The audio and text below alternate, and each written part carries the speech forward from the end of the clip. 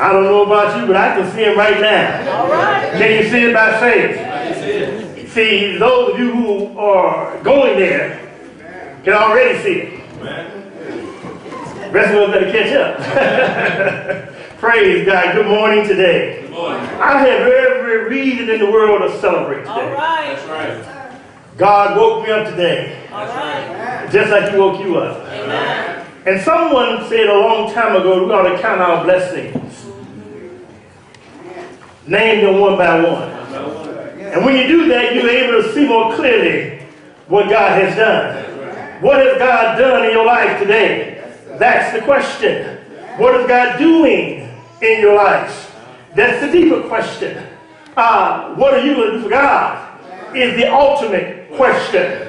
Amen. Good morning, saints, and good morning to all of you who are here today. We want to welcome you to the Lion Street Church family.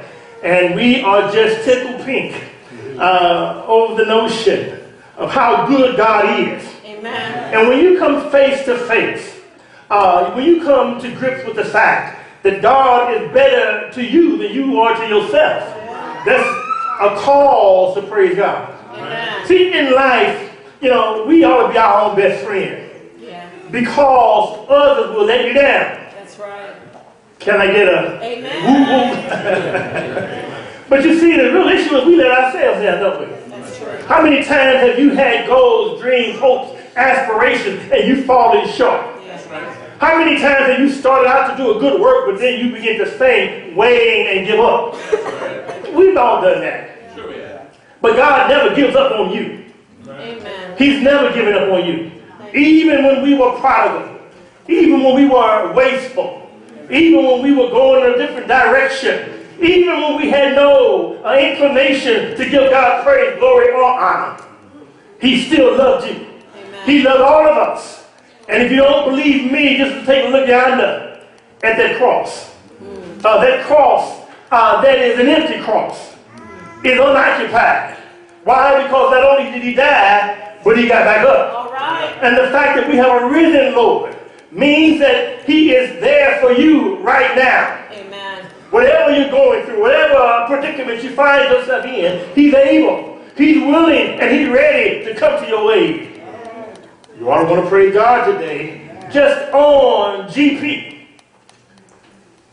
Because he's good. Amen. Yes, he is. And he's worthy to be praised. I'd like to invite you today to turn your Bible with me to the Gospel according to Luke. And we are entering into a long-awaited and much anticipated series of studies that's all about stewardship. It's all about stewardship. Now we understand that stewardship is a very, very broad term. That's right. Stewardship encompasses the fact or the notion that everything that I possess belongs to God. That's Amen. right. Stewardship, by definition, is the actual management of the affairs of another.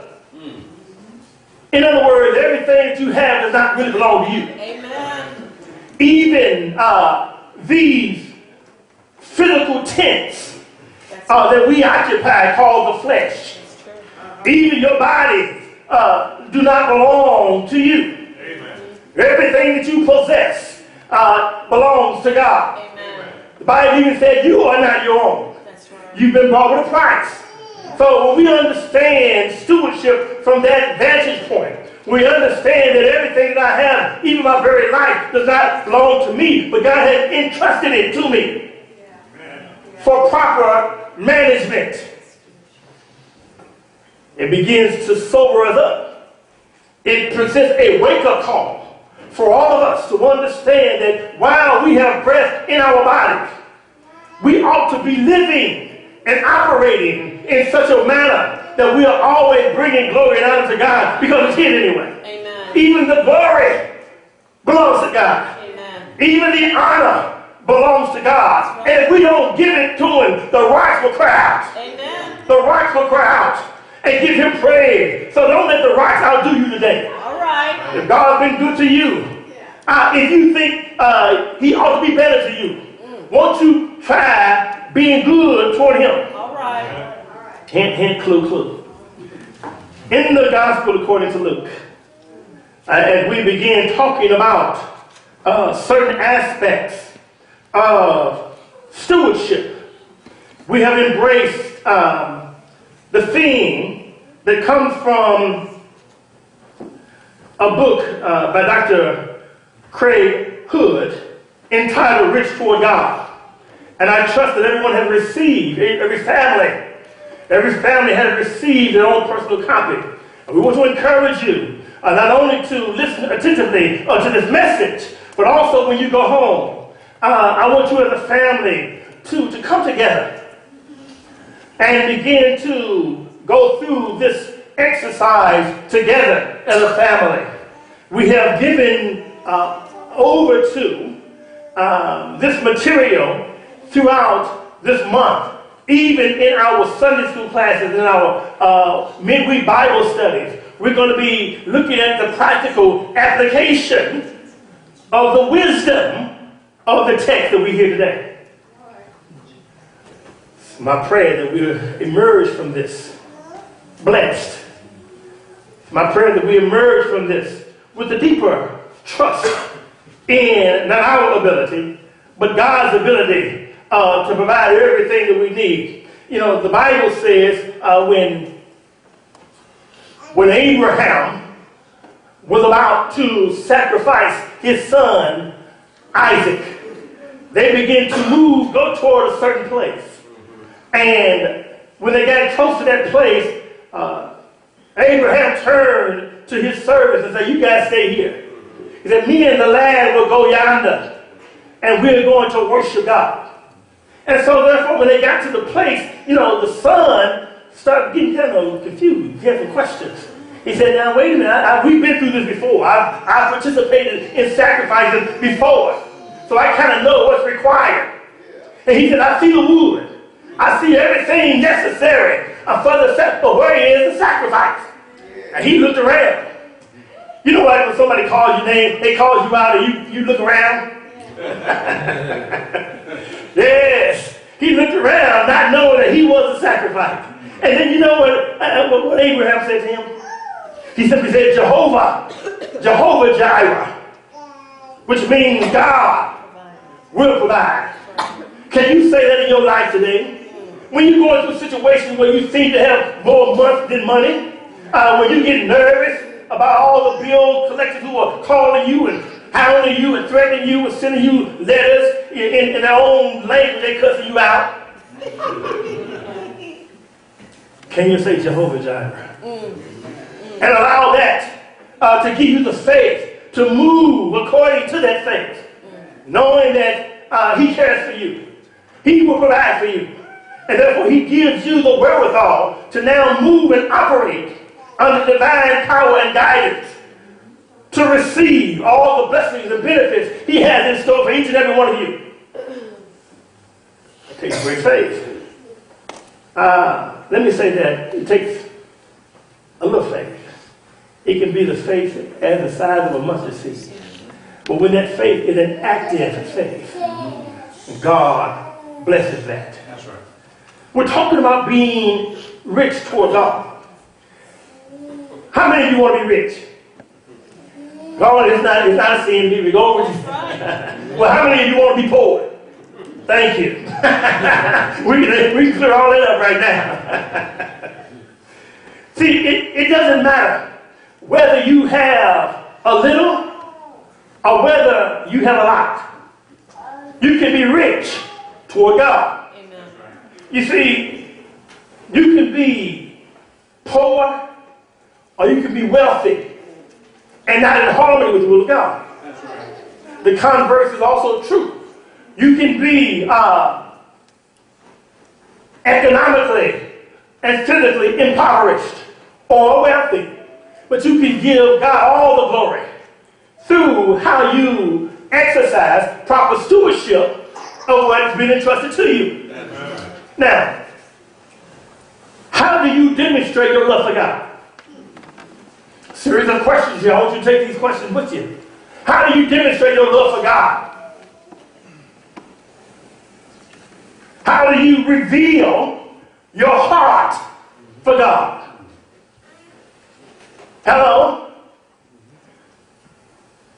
How do you display your trust in God? How do you display your trust in God? Do you have the courage to take God at His word? On last year, when we began our stewardship campaign, the theme was centered around taking God at His word. Taking God at His word in every situation, and especially when it comes to your finances. Because if you take Him at His word and you walk according to the faith provisions, God has obligated Himself to see you through. And so this year, we want to talk about the trust to take Him at His word. It reminds me of a man whose son, as the bulletin article says, was possessed by a dumb spirit. And this son would convulse, and he would go through all kind of gyrations that would be dangerous to himself. He'd fall in the fire and all that kind of stuff. And the father came to Jesus. Please address the predicament that my son is in. And then Jesus asked him, do you believe that I can do this? And he said, yes. Yes, I believe. And then he cried out with a loud voice, help me in my unbelief. Yeah. Sometimes we find ourselves loving God and wanting to walk by faith, but something in us, in our own humanness, in our own fear, in our own frailties, can't seem to find a way through the dark maze, if you will. And we need to say, yes, I believe, but sometimes my faith begins to waver. Sometimes my fear begins to emerge so large that I see my circumstance rather than seeing the God of my circumstance. That's right. That's right. Rich toward God has everything to do with our trust in God. When we invest with God, which starts by trusting God and relying on Him for every dollar that we make, every relationship that we enjoy, every opportunity we have, we ought to commit that to God. Every breath we take ought to be committed to Him. Amen. And so therefore, for Jesus said, where your treasures are, there your heart will be also. Right. So if you want to have a heart for God, won't you begin putting your treasure with God? If you want to have a deeper love relationship with God, why don't you start putting your treasure in the things of God? Amen. If you want to be rich for God, why don't you invest in kingdom agenda, in godly purposes? And when you do that, God has already obligated Himself to see you through. Amen. I want to show that.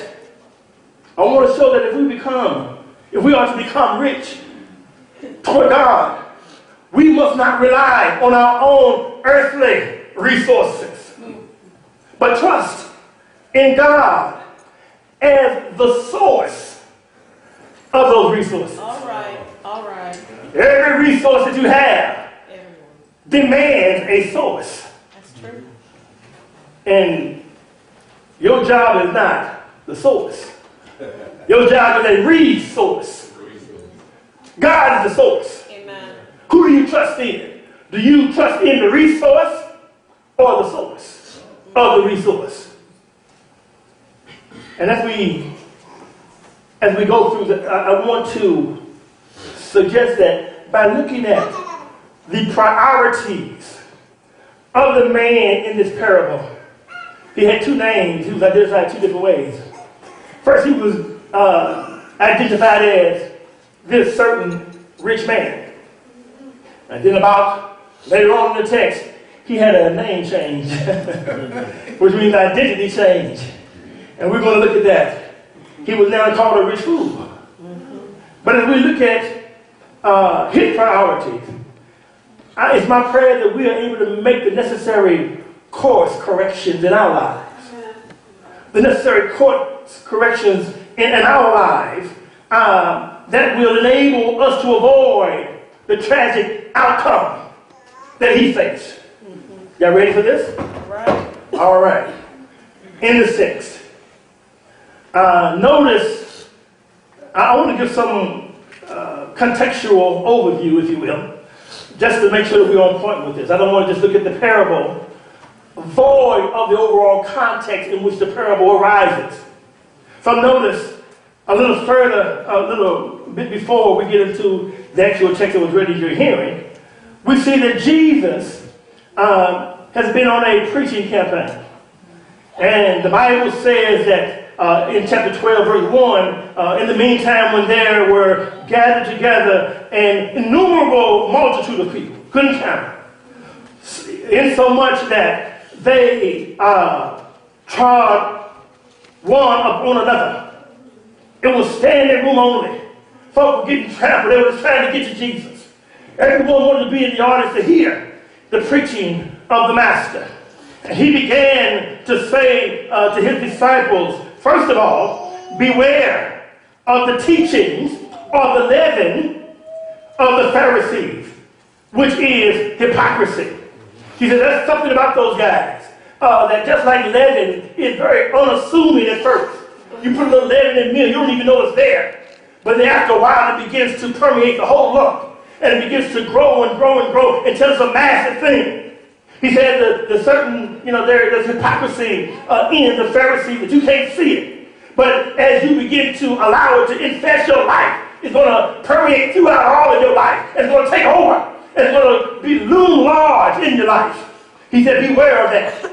He goes on to say, there is nothing covered that shall not be revealed.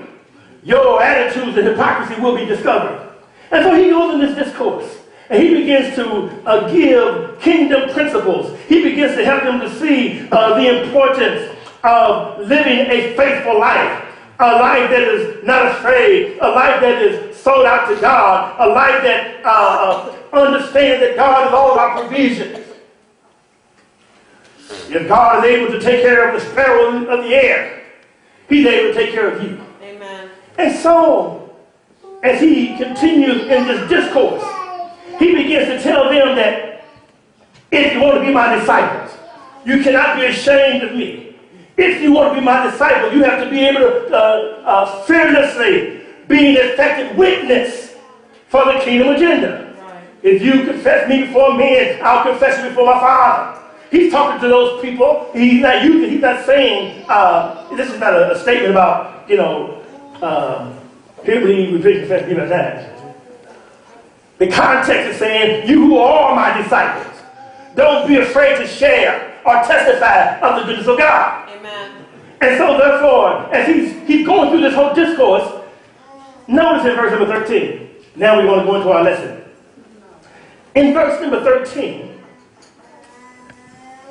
it says, and one of the company, in other words, one who was in the congregation, in the arena, in the crowd, said to him, now let me stop right there, because I don't know if this guy just interrupted his sermon. I don't know if there was a pause in that or anything like that. But he's talking kingdom principles. That's right. And you know what he said? He says, Master, tell my brother to pay me my money. That's what he said. He says, Master, speak to my brother that he divide the inheritance with me. In other words, Master, tell my brother to pay me my money, to give me my portion. And we're not going to go into the book of Deuteronomy where it talks about, that whole idea of the double portion going to the elder brother and all that kind of stuff. We all understand those principles. But he comes to Jesus, wanting Jesus to act as some magistrate or some judiciary to rule. He didn't ask him, notice what he didn't ask him. He didn't say, I want you to hear this and make the right decision in behalf of this argument. He said, Jesus, come and rule in my favor. Tell my brother to give me what I determined is mine.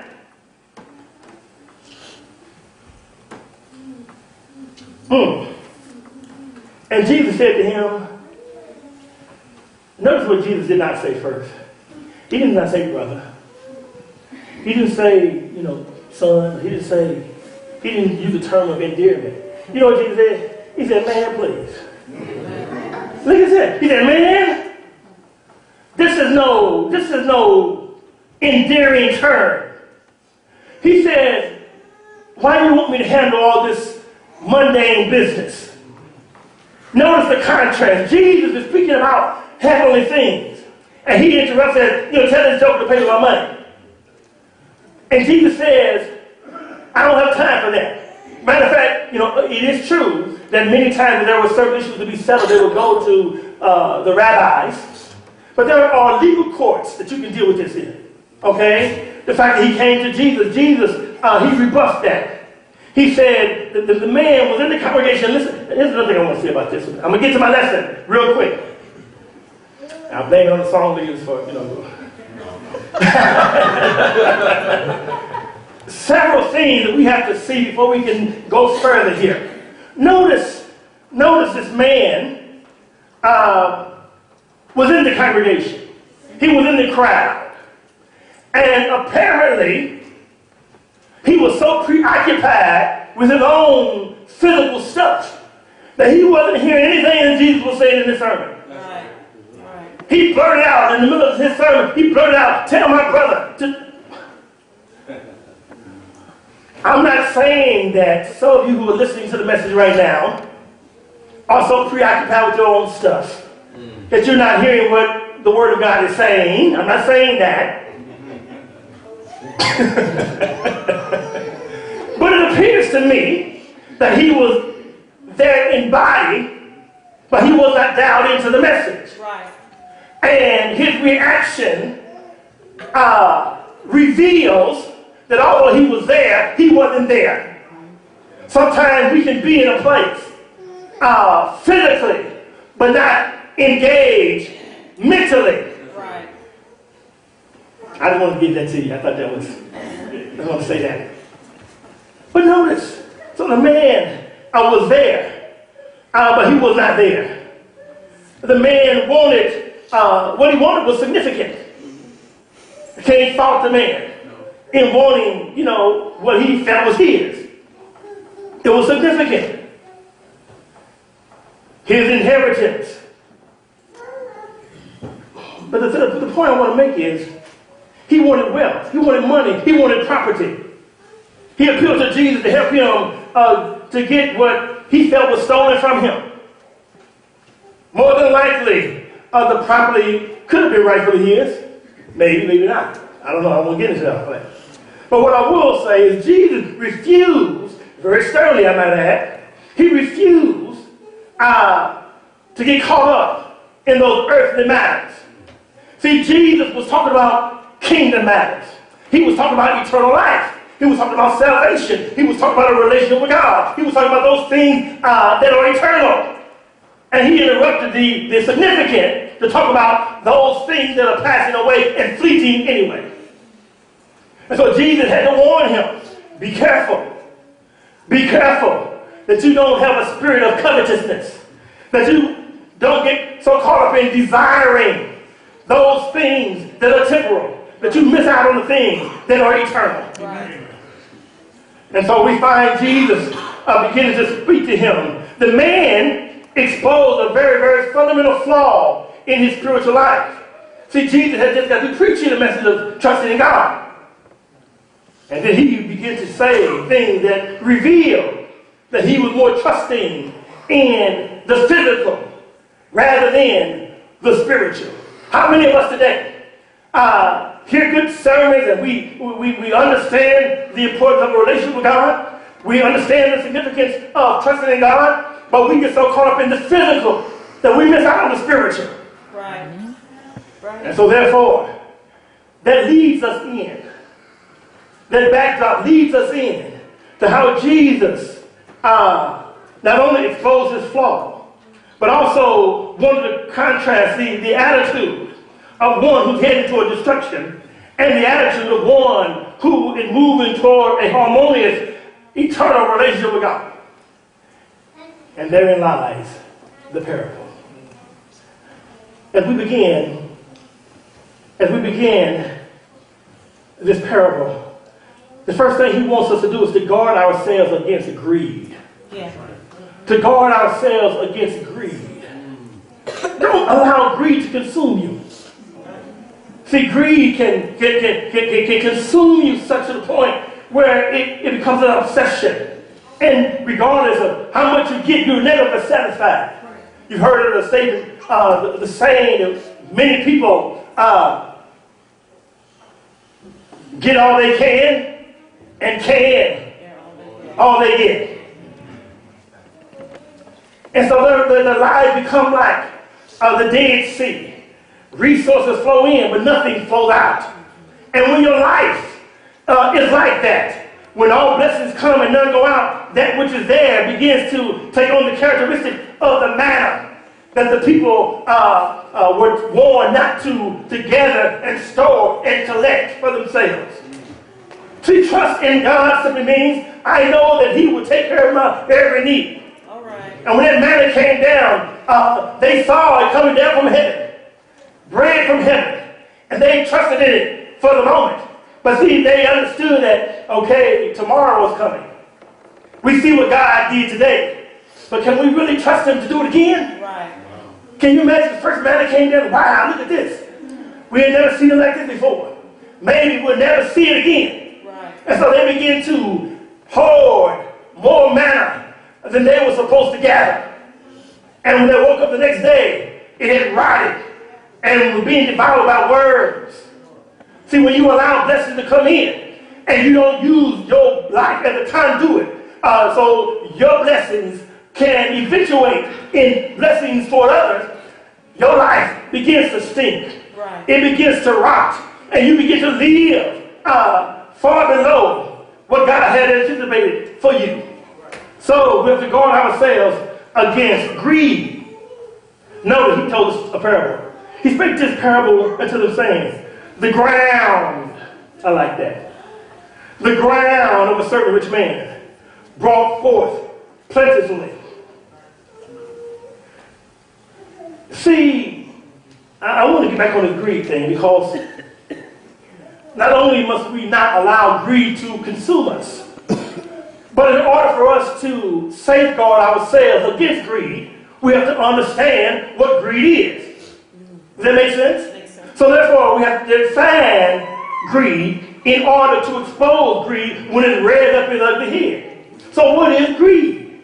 Greed is, if I can put it real easily, is an insatiable desire for more. See, a person who's greedy, like when I would wake up on Saturday morning, and I come down for some breakfast, and then all the Captain Crunch.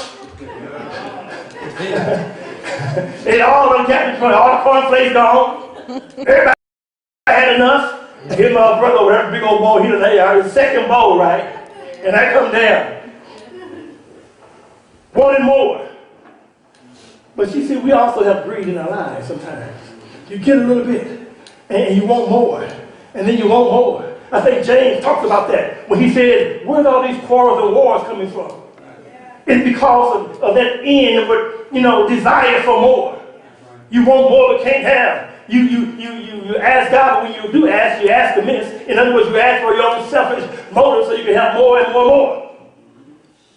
Be on the guard against that. Don't fall victim of the greed trap. There's a greed trap that we find ourselves caught up in. The first thing is self-reliance versus reliance on God. Notice again the text says what? The ground of a certain rich man brought forth in abundance. In other words, he didn't do it. That's right. The ground brought it forth. Right. He may put some seed in the ground, but you see, God is the one who makes it grow. Amen. God gave him a bumper crop. He gave him a crop that was so plentiful. He was already a rich man. He was already a rich man. But you see, when he got this crop, it far exceeded anything that he had ever imagined. Now he moves into multi-millionaire status. He's in a position to do great things in his community. He's in a position to do great things for others. He's in a position to really glorify God But the choice is his. What do you do with the things that God blesses you with? You had plenty. Beware of self-reliance. How do we know it's self-reliance? Because the Bible says in verse 17, and he thought within himself, saying, what shall I do? Because I have no room there to store my fruits. You see that? It was all about me. It was all about mine. It was all about self. What am I going to do for my stuff? All this wealth that I have obtained. I don't see any words that give evidence of any thanksgiving to God. I don't see any words in here that shows that he was humble and grateful for what God had provided him. I don't see it. It was all about himself. Be careful of the greed trap. Self-reliance versus reliance on God. The ground produces. God was the source of his resource. Notice this whole idea of materialism. Let me tell you something about materialism. It's like an addiction. It's like a drug addiction. If you get, you get some, and then you want more. That's right. And you get that little rush. A lot of folks go shopping. A lot of folks, especially, friends of men, go shopping. And they get so caught up in shopping. And they get all this stuff. And then that stuff is sitting in their closet. And 5 years later, you go to the closet, you see tags still on stuff. But you see, it was the high of the shopping. I was blessed the other day. We had a meal here for the Fisher family. And one lady began to talk about it in a very endearing way of the lady who passed away. And she said, we used to shop. She said, I was not a shopper, I was a hunter. I said, ooh, they were some serious, and I would hunt. I like that. But the point is, sometimes we get so caught up in materialism. The more one gets, the more one wants. It becomes necessary for bigger barns. Statistics show that 17 years ago, we're speaking back in the 50s, the average home was about a little more than 900 square feet. Today, the average home is 2,000, something over 2,000 square feet. The size of the family has gone down, but the size of the house has gotten bigger, so we can store more stuff. One of the biggest and most lucrative industries right now is what? The storage industry. Billions of acres of land are being used to create warehouses to store your stuff. The stuff that you don't even remember you had. Stuff that you don't need on a daily basis. It's just stuff.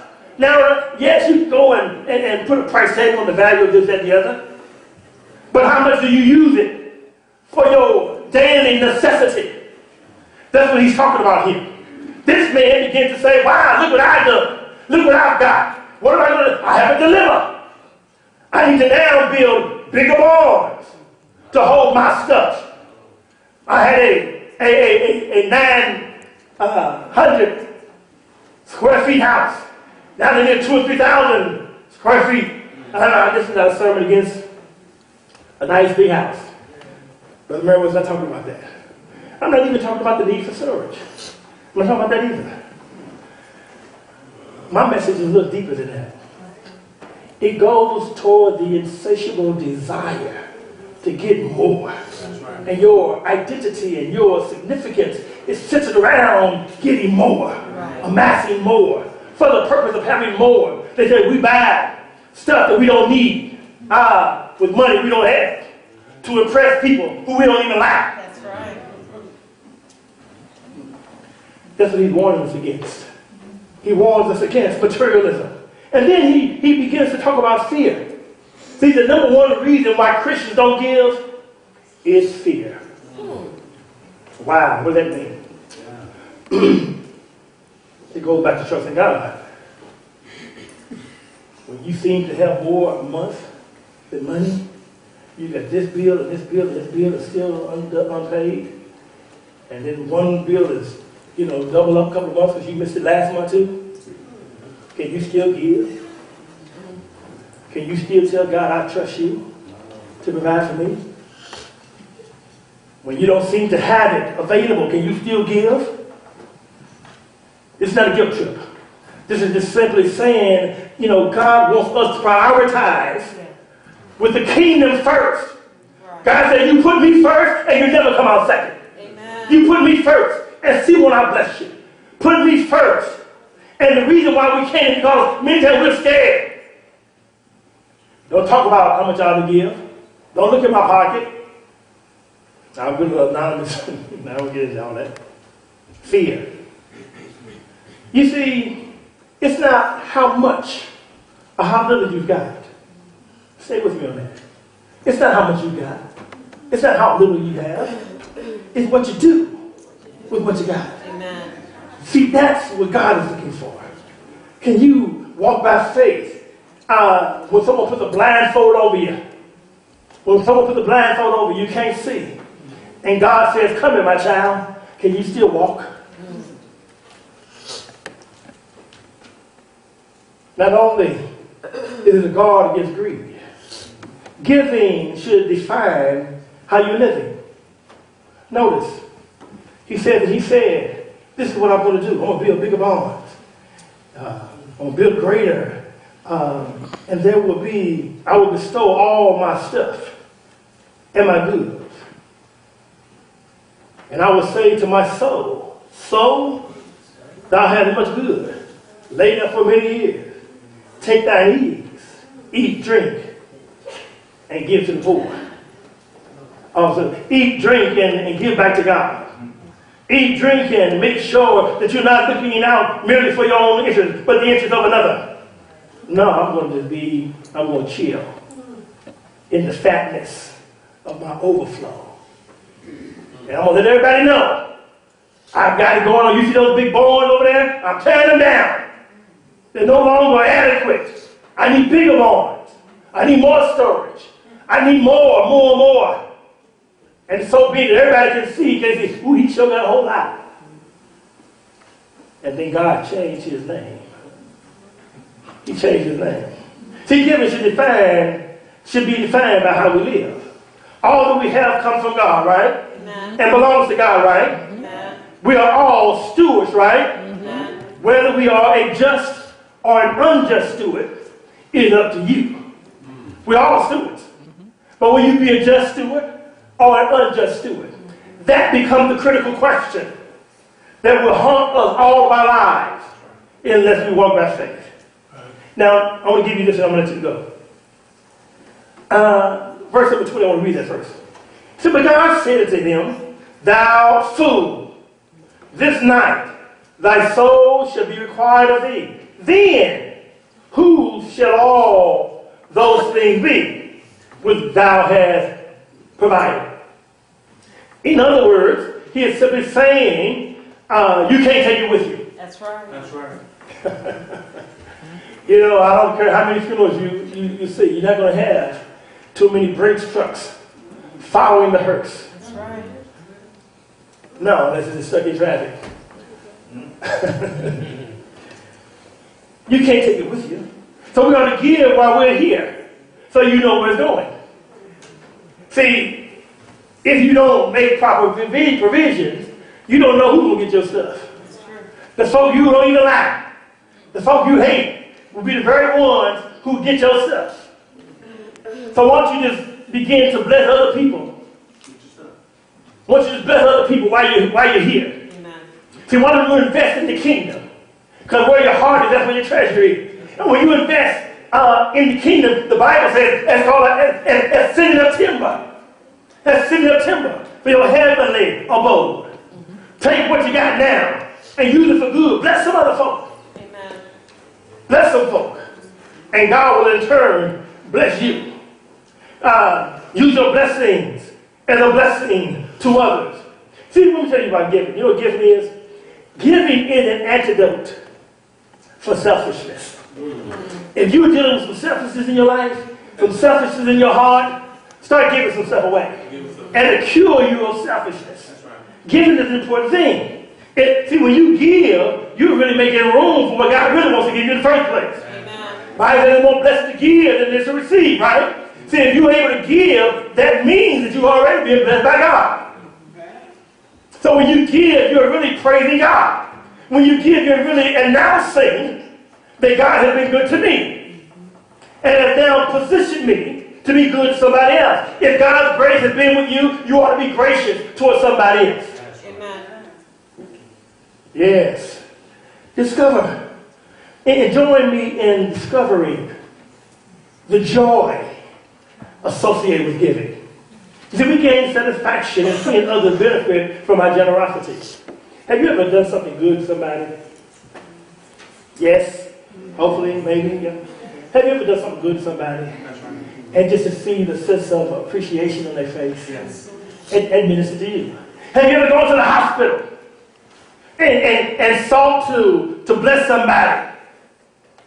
And you walked away, lifted up. See, when we go to Riverwalk and we begin to minister to those at Riverwalk, we're able to walk away having received ministry ourselves. That's right. When you do good to others, it gives you a sense of satisfaction that you have been a blessing to somebody else. Amen. Now, I am not speaking of conscious appeasement here. You dogs have forgotten that you start getting, like you watch the movie The Godfather, right? They have their little kids Christian while they murder folk over. I'm not talking about all of that. But there's a sense of goodness, of gladness when you're blessing somebody else's life. And God says, get used to that, Lion Street. Get used to that. Because the more you do that, the more I'm going to give to you. Then you want to be rich for God? Be rich for others. Notice, I want us to experience the wonders of giving through the avenues of giving. Now, I want to cite 3 avenues of giving right now. The first one is tithing. I know us, we in the Church of Christ, we kind of get scared of that word sometimes. But it simply means giving God your best. See, the tithe, the tenth was representative of the whole. So when I give my tenth, I'm really saying, God, I give my all and all to you. Symbolic, that's what I'm saying. And then you don't give your leftovers to God. It's called first fruit giving. You give from the top. You give your best because you're saying, I give you my all in all. You do that. But then there's another kind of giving that is simply special offering. I'm going to say free will. It's free will. But also, special offering. We see that in 1 Corinthians 16. 1 Corinthians 16. Even in 2 Corinthians 9, all that kind of stuff. We're talking about the benefit of doing those things. I know we kind of read those passages but it's really for a special offering. They were to gather for those Jerusalem saints who were in need. But see, after you give what God has commanded us to give, whatever is left is what's called your right of possession. You don't have to give that. No, you do not. Once you give God his requirement, he gives you 90% to do whatever you want to do with it. But you see, when you do give out of that, that's what the Bible says it is. It is a demonstration of the sincerity of your love. If you see your brother destitute or in need, and you close up your bowels of compassion against him, and won't give to meet those necessities, well then, that's a problem. Now, the Bible also says when you give that way, it's like sowing seed to your own prosperity. Right. He said, give it, it'll be given back to you. Good measure, shaking together, pressed down, running over. See, when you begin to give that way, you're sowing to your own prosperity. And then also, there's something called legacy giving. Have you ever heard of legacy offering? Sure. Legacy offering. It's kind of like when I was taking my little daughter to pick her up from school one day, I saw this big plaque that was on this church. This woman who had left $3 million to their church in memory of her husband. And they were able to do great things because of that legacy giving. How many people put the church in your will? How many people put the church in your insurance policy? How many people just, there used to be a time when people leave land and stuff to the church.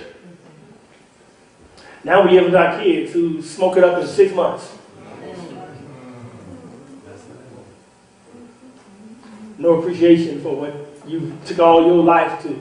And you were a member of this, faithful to the church and everything to the church. But then those folk who, your kids and grandkids, who many times held you hostage in your own house. No regard for God. All of that you have toiled to be a blessing to God. And then they smoke it up in 6 months. Opposed to leaving a legacy that outlive you and you can continue to be a blessing for generations to come. The Bible talks about there was a need in the New Testament, in the early church stages, and there were people who began to have, selling land and property and all that kind of stuff.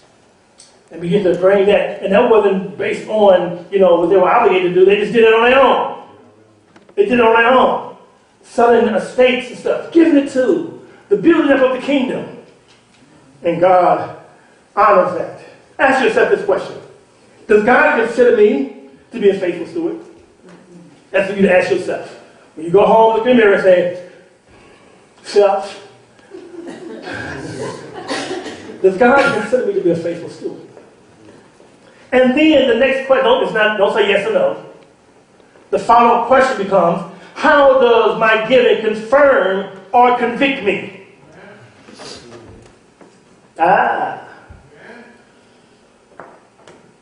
Tonight we're going to talk a little bit closer.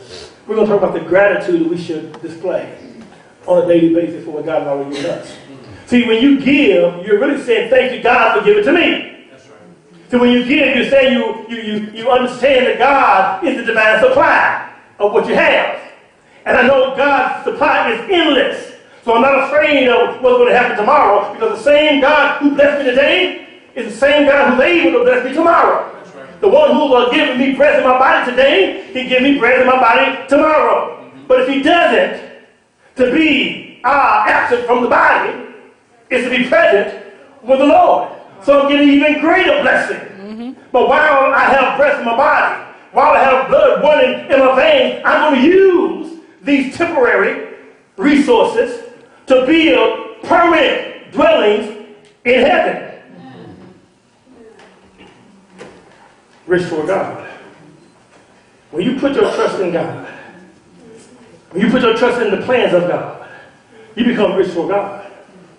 But when you put your trust in a reliance in yourself, you are out there by yourself. That's true. Isn't it a scary thing to be in a dark alley and you hear stuff rattling? We know some robbers out there, and you're by yourself. When you got your entourage with you, you don't have as much fear. But when you're by yourself, that's a scary thing. How awful is it to go through life receiving blessing upon blessing, benefit upon benefit, but you have an attitude that this is what I have attained by myself. I don't need you, God. I'm not relying on you, God, because I got a good job. I got a good crop.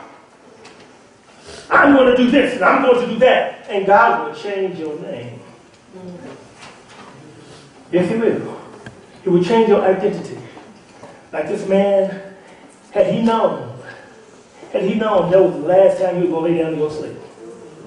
He said, thy soul is required of you tonight. And now, who's going to get all that stuff? Send up timber. Put your money in a place where thieves cannot break in and steal. Amen. Where moths cannot devour. See, there is someone called the devourer. It's kind of like you have a pocket with holes in it. I don't care how much water you put in your bucket. You never seem to have enough. But you see, when you begin to trust in God, God will shore that stuff up. And you will now begin to walk in abundance. Because you know that God is the source of all your resources. He can do it. He can bless your life regardless of where you are.